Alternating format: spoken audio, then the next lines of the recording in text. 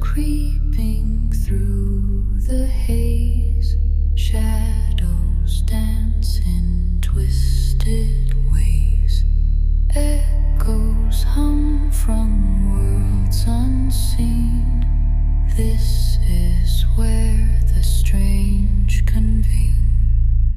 Today, we're looking into something really fascinating. Excerpts from the experiences of Reverend W. Stainton Moses. A first-hand account, really, from the late 19th century spiritualist scene. Exactly. So our mission for you today is pretty clear. Figure out what kinds of spiritualist experiences are actually in this text, the context, surrounding them, and any attempts made at the time to verify or just understand what was going on. And crucially, we're sticking just to what the source material says, presenting it impartially. Okay, so let's get started. The main figure is obviously Rev. W. Stainton Moses. Right, it all revolves around him. But what's interesting for you right off the bat is that it's not just his perspective.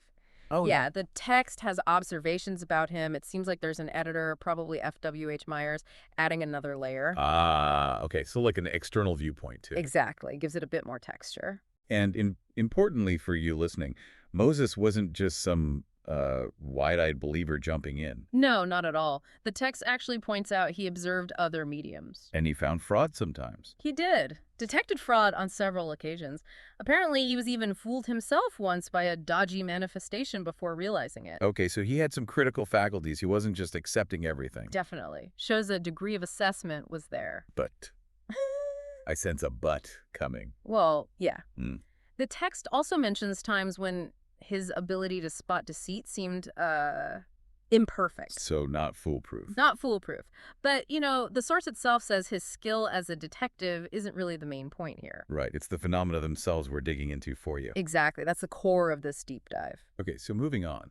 The text talks about controls or guides. Yeah. Can you explain that concept a bit more for our listener in that 19th century context? Sure. So in spiritualism back then, controls were thought to be distinct entities, often spirits of people who had died. Acting as guides. Yeah, guides or maybe teachers. And they communicated through the medium in this case, influencing Moses's hand for automatic writing. Writing that he wasn't consciously doing himself. That was the claim, yes. Which, brings up a big question for you as we explore this. Did these controls ever endorse known frauds? Or, conversely, did they show some amazing ability to spot fakes? Right. What does the evidence in the text actually suggest about how reliable they were? What does it suggest? Well, honestly, the text says the evidence is inconclusive either way. It's murky. Not a clear yes or no, then. Not really. And what's really fascinating for you to note is they weren't presented as just one thing. There were different types of controls. Like? Well, there's this one specific example of a rare control they called magus. Magus. And he's described as shifty and exaggerated. The editor even notes those traits were common in automatic writing generally. Doesn't sound very trustworthy. No, and apparently this magus figure endorsed someone who seemed to be a complete imposter. Wow. Okay, so that definitely raises doubts about their infallibility. Big time. But it wasn't all like that. No. No, the text contrasts magus with other controls. Their messages often seem to just echo Moses' own views on other mediums. Sometimes they were even more critical than him. So maybe reflecting his own subconscious or biases. That's certainly a possibility the text implicitly raises. And to give you a concrete example, there's this notebook entry from August 1874. Okay. Moses attended a séance with a Mr. Williams, found it quite convincing initially. But when he asked his control about it later via automatic writing, What did the control say? the response was really non-committal. Something like, "We do not advise you to rest much on that. You must use your own judgment." Huh. So not exactly a stamp of approval. Or disapproval, even. Exactly. It shows their fallibility, or maybe just their caution, leaves it up to Moses. Right. Let's shift gears a bit to the early experiments, the physical stuff. The text mentions a missing notebook, 1B. Yes, unfortunately, that primary notebook detailing the very first experiments is lost. So is that period just a blank? Not entirely, thankfully. We have summaries Moses himself published in a journal called Human Nature back in 1874. Ah, okay. And those summaries, plus quotes from other notebooks that did survive, give us a decent picture. And what's crucial for you here is the stated reason for these physical events. Which was? The alleged operators, the spirits, claimed they were doing this stuff primarily to prove their power. Like a demonstration. Pretty much. To establish their authority so that the religious and philosophical teachings they wanted to deliver through Moses would be taken seriously. Got it. So what kind of physical things are we talking about in those early days? Well, lots of movement without contact. Like poltergeist activity. Sort of, yeah. Tables tilting and rapping, even when nobody was touching them. Sometimes from, like, 2 feet away. 2 feet. Wow. Yeah. And there's this really vivid story about a work table belonged to someone's wife, apparently full of sewing stuff. It supposedly danced about like a live thing, gyrated, emptied itself out, and then even floated up and followed someone's hand held above it. Followed a hand. Yeah. And they apparently saw a column of light associated with it, too.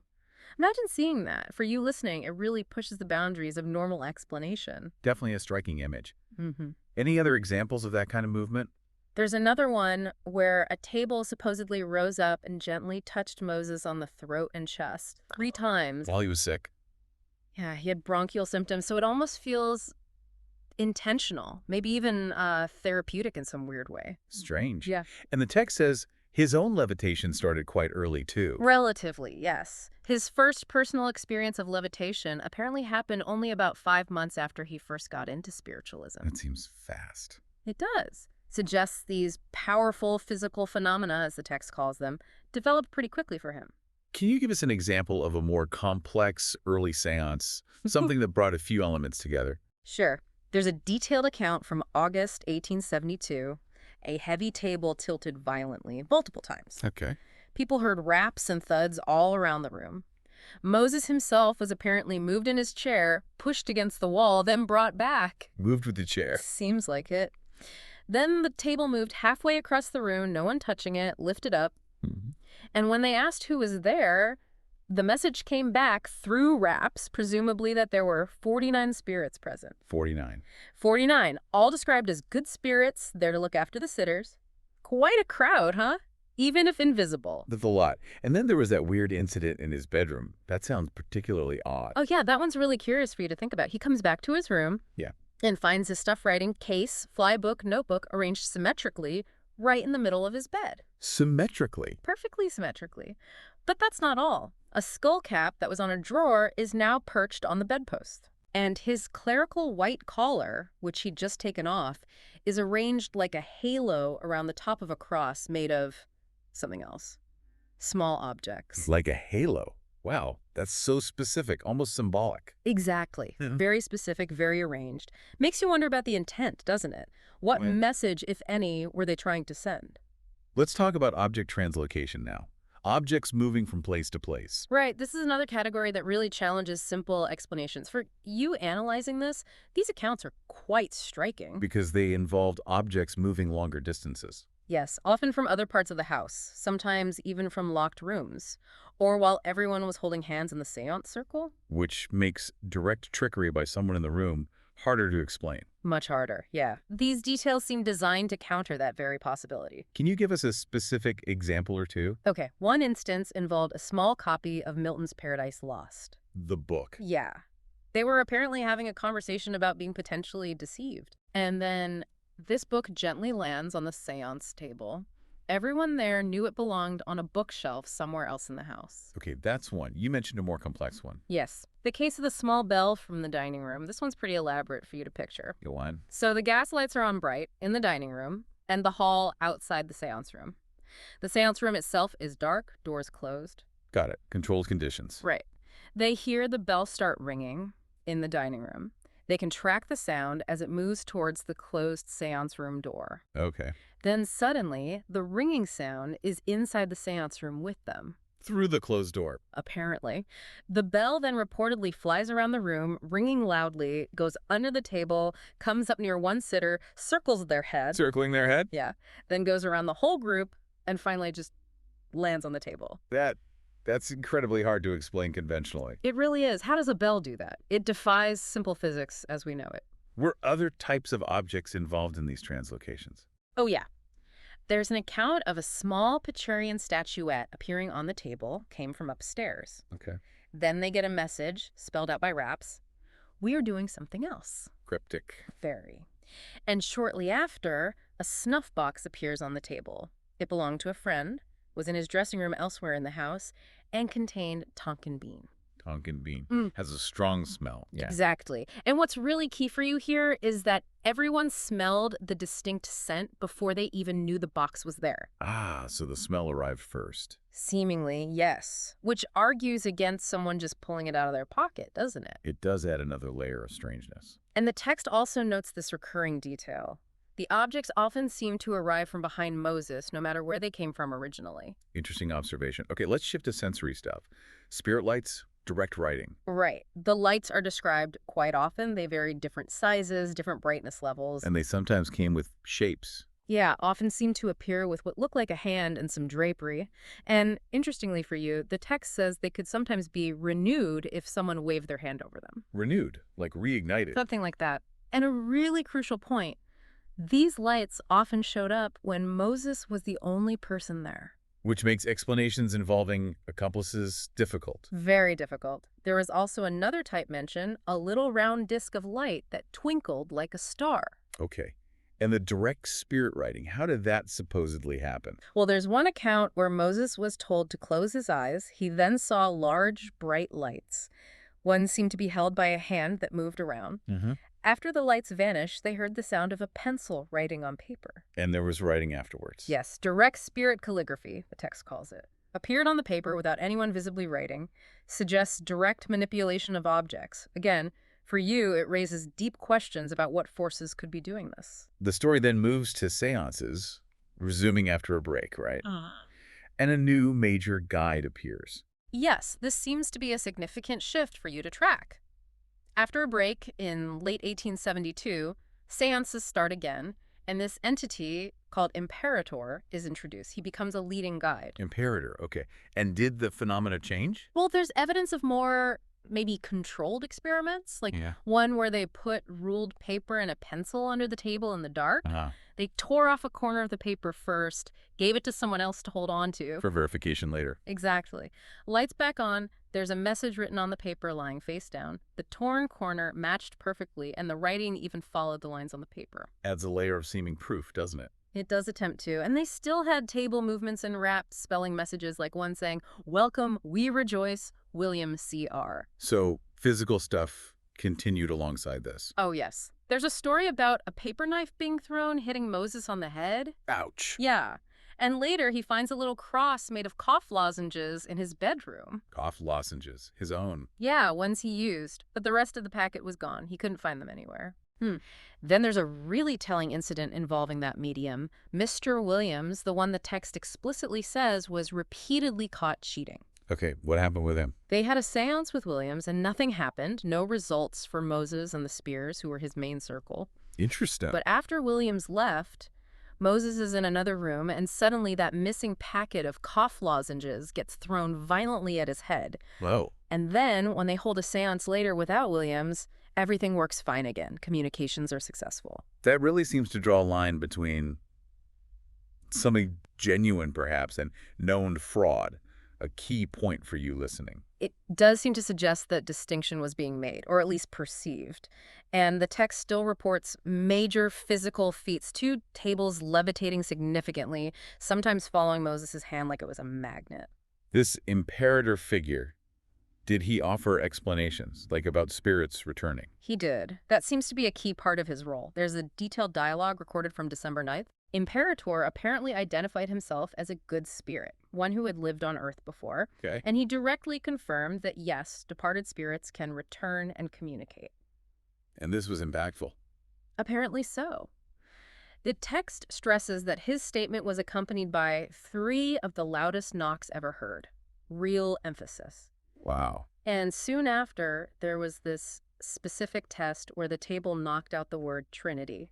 Trinity. Why that word? It related to some theological worries of a deceased friend of theirs, and this event led the intelligences themselves, as the text puts it, to basically endorse the theory of departed spirits. So the phenomena themselves were interpreted as proof of that theory.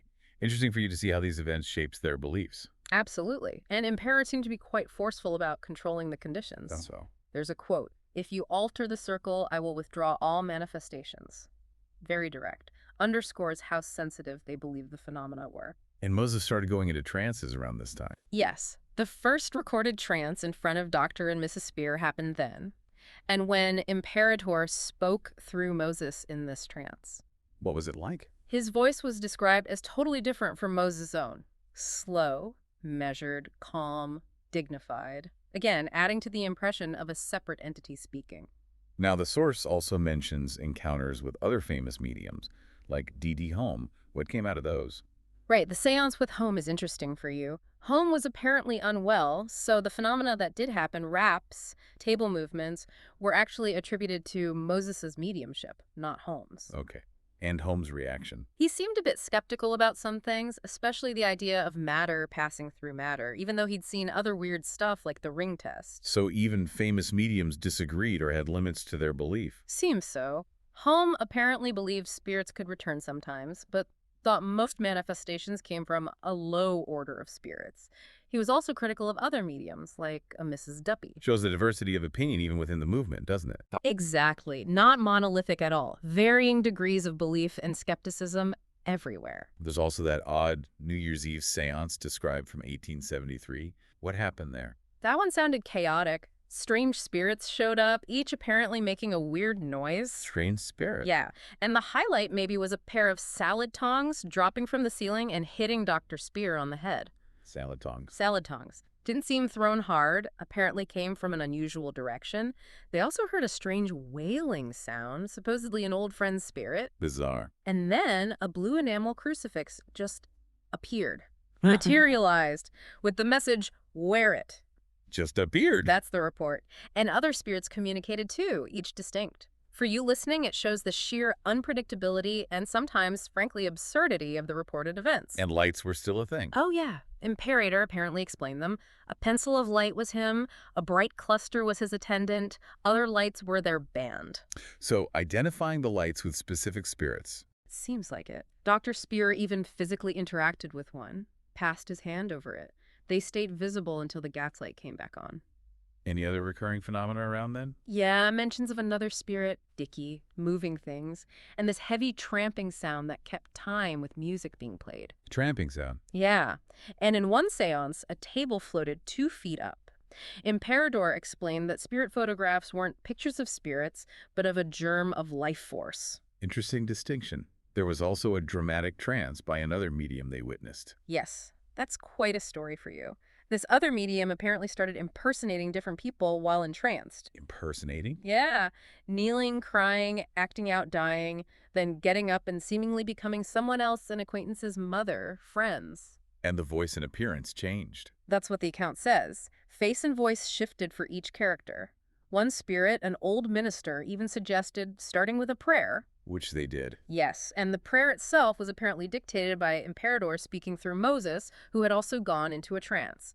Wow, layers upon layers there. Very theatrical. Very. Shows the complex, sometimes performative nature of these events. Okay, looking at the period from early to mid-1873, it seems like an explosion of activity. Physical, sensory, just a huge variety. It really does seem like a peak period for you to appreciate the sheer range, constant reports, table levitation, even in dim red light sometimes. Objects still appearing. Yep. More objects brought in an ivory puzzle, a heavy bronze candlestick this time. Physical contact, too, like a hand pressing on Moses. Did it ever stop? Sometimes it did, yeah. The text mentions cessations because it was supposedly draining the medium's vital strength. The energy drain idea. Right. But then it would start up again, sometimes with new things, like that little round disc of light reappearing. And the smells became more frequent. Very much so. Yeah. Strong, distinct scents, otto of roses, verbena, sandalwood, jasmine, often came with a feeling of cold air, a cool wind, sometimes even fleeting glimpses of figures. Figures. Yeah, vague shapes. And then the sounds? Musical sounds, yeah. Attributed to a spirit called Grossen, described as lyre-like, bell-like, sometimes deep bass, high treble, compared to a zither or harp. Wow. Plus other sounds whistling, a tambourine playing. And the object transportations just kept coming. Non-stop, it seems. The list for you is quite something. Books, flowers, playing cards, a brass butterfly, a silver cross, a shell, stones, a croquet ball, lozenges again, an ivory napkin ring, a photo card, a chamois horn, salad tongs again, a bookmarker, puzzle pieces, a compass, a box with pearls. Good grief. Often through closed doors still. That's the claim, frequently through closed doors. Any specific incidents stand out from that period? Lots of little vivid moments, a bookmarker crawling over someone's hand, flowers brushing faces, a pillar of light appearing, a large materialized hand touching Mrs. Spear. A materialized hand. Briefly, yes. Liquid scent being thrown from above, more direct writing under the table, a stone rolling across the table by itself. It's rolling. Apparently. And one time, a small silver tray just appeared, holding an orange and a rose. Like a serving tray. Seems like it. And those quarter columns of air were frequently felt, too. Did they ever get clear voices? They tried, but the text says attempts at direct spirit voice were rarely successful or clear. Mostly raps, writing, and physical stuff. But throughout, you see this emphasis on trying to set up tests. Like the signed paper. Exactly, signed paper, trying to mimic the raps themselves to see if they could. A constant effort, it seems, to verify what was happening. There's also that incident after visiting Kensal Green Cemetery. A bit darker. Yeah, that one's different. After the visit, they hold a séance, and a spirit supposedly attached itself to Moses. Attach itself. That's the term used. This spirit asked for prayers, caused really violent knocking, seemed more like a troubled, maybe earthbound entity. Adds another dimension to the types of encounters. Okay, so after detailing all this phenomena, the text starts grappling with explanations, right? What was actually going on? Exactly. This brings us to the core questions for you to ponder. Could all of this huge variety, just be Moses's own subconscious mind at work, some kind of dissociation? Or were there genuinely other intelligences involved? Right. And if so, were they who they claim to be? Departed spirits? Imperator? Or something else entirely? The source starts to weigh the possibilities. Like collective hallucination, did they consider that? They touch on it, but the text argues against it being just hallucination because of the physical traces left behind. To moved objects. Right. Objects demonstrably moved from point A to point B found later. That suggests a real transposition of matter, as the text puts it, not just everyone imagining the same thing. And the evidence for that seemed abundant in the records. Okay, what about the most obvious counter-explanation? Moses was faking it all. Fraud. The text definitely addresses this. It acknowledges it's a possibility, but raises some serious practical difficulties for you to consider. Such as? Well, think about the sheer variety and consistency over years. Moses was a busy schoolmaster. Could he realistically prepare and execute such complex, diverse tricks constantly? Where would he get the time, the resources, the skills? Good point. And it emphasizes the absolute conviction of the main observers, the Spears, Percival. People who knew him well, seemed rational, and were adamant about his integrity. Their testimony carries weight. It does. Plus, there were occasional visitors to the circle, Helen Collins, Dr. Rook, who corroborated seeing similar things. It wasn't just the core group. And Dr. Spear wrote about it to others. Yeah, there's a letter mention where he describes new spirits, zither sounds, a weird substance appearing, suggesting he genuinely believed it and wasn't just keeping it within the circle. And the phenomena happening while Moses was in trance. That's another key point raised. If he's visibly entranced, seemingly unconscious or passive, how is he simultaneously orchestrating complex physical events across the room? So the conclusion is, it would have to be incredibly sophisticated trickery. Far beyond simple conjuring, yes. That's the implication. The tricks, if tricks they were, would have required extraordinary planning and execution. Did the other circle members offer specific reasons for their belief it wasn't fraud? Yes, the text includes some of their arguments for you.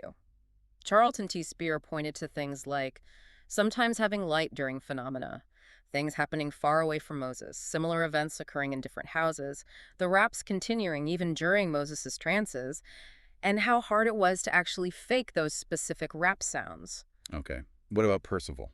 F.W. Percival just flatly affirmed Moses's truthfulness and said some things he saw were simply physically impossible to fake by normal means. And Stanhope Spear. He emphasized the sheer variety again, the coherence of the rapt answers, heavy objects moving independently, and especially the apparent passage of matter through matter. He saw those as really strong tests. So a range of arguments based on their direct observations. Exactly. The text uses these points to suggest that any explanation, whether psychological or otherwise, has to account for this wide, complex, and seemingly well-attested range of phenomena. It notes a fuller discussion of the automatic writings would come later, but the survey shows the difficulties involved. Well, this has certainly been a deep dive into a really extraordinary set of accounts. Just to wrap it up for you, our listener. We've covered a huge spectrum, haven't we? From tables dancing and objects flying across rooms, To mysterious lights, distinct scents appearing out of nowhere, musical sounds. and apparent communication through knocks, automatic writing, even trance voices, all centered around Reverend Stainton Moses. And as promised, we focused on laying out what's in the source material, the detailed observations, the context of these events in the late 19th century. Presenting the content as recorded for your consideration. So as you process all this, maybe think about the implications. These are first-hand accounts, meticulously documented over years. What questions do they spark for you about perception, belief, the limits of our usual understanding? Yeah, and why this enduring fascination with the unexplained? What aspects of this particular deep dive stood out most to you? Does it make you want to explore other similar historical accounts, or think differently about experiences that defy easy explanation? Lots to ponder.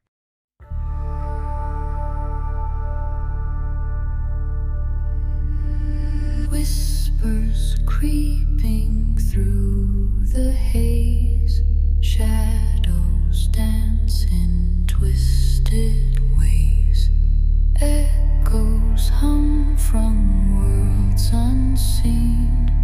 This is where the strange convene.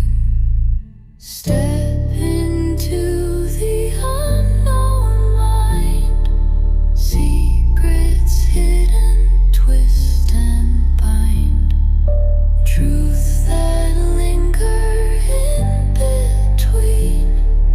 Welcome to the spectral stream. A voice that stirs the silent night, guides you through the fading light.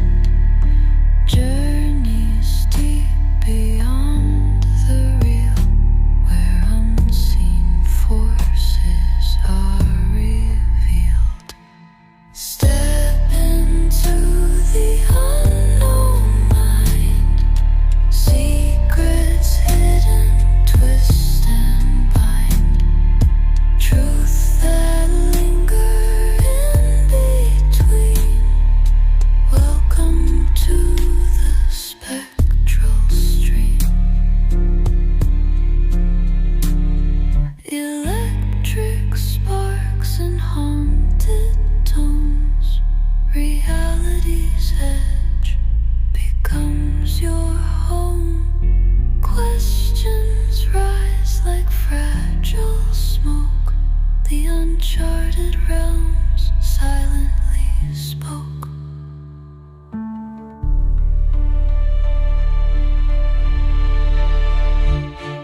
Step into the unknown mind, secrets hidden, twist and bind, truths that linger in between. Welcome to the spectral stream.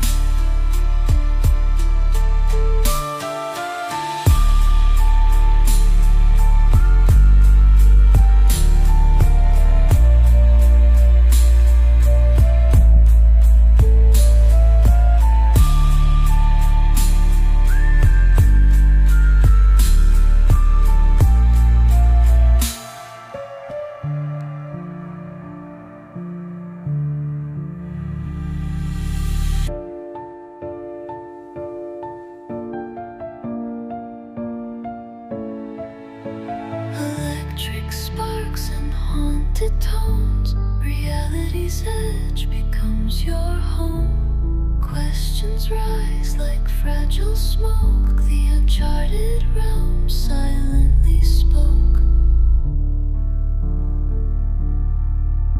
Step into the unknown mind, secrets hidden,